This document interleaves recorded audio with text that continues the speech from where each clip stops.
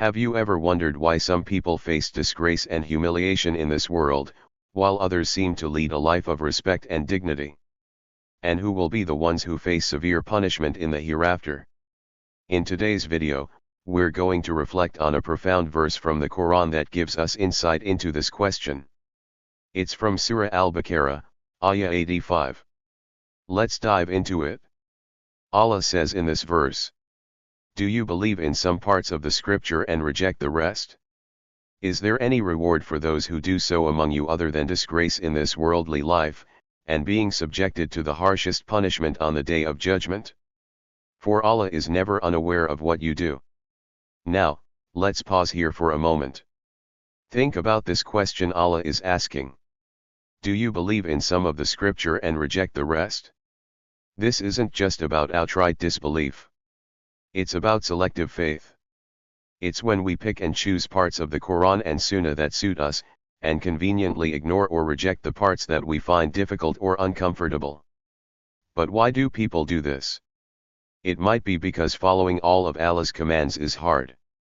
Maybe some of those commands clash with personal desires, social norms, or the temptations of this world. But the consequence of this selective approach is serious. Allah mentions two key punishments in this ayah: disgrace in this worldly life and severe punishment in the hereafter. Now, when we talk about disgrace in this life, it doesn't always mean that people will be outwardly humiliated right away. Sometimes, it's an inner kind of disgrace, losing peace of mind, losing true respect, and living with a void in the heart. This can be worse than any public shame.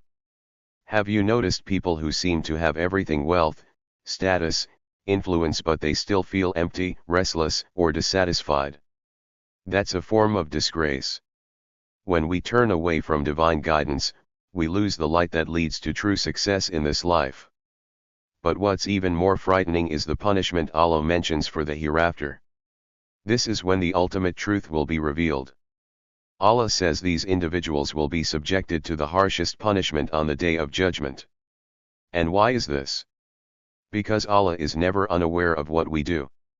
Every action, every intention, every thought is known to Him. We may be able to fool others or even fool ourselves, but nothing escapes His knowledge. Now, let's reflect for a second. Isn't it a powerful reminder that we can't afford to live with a selective approach to faith?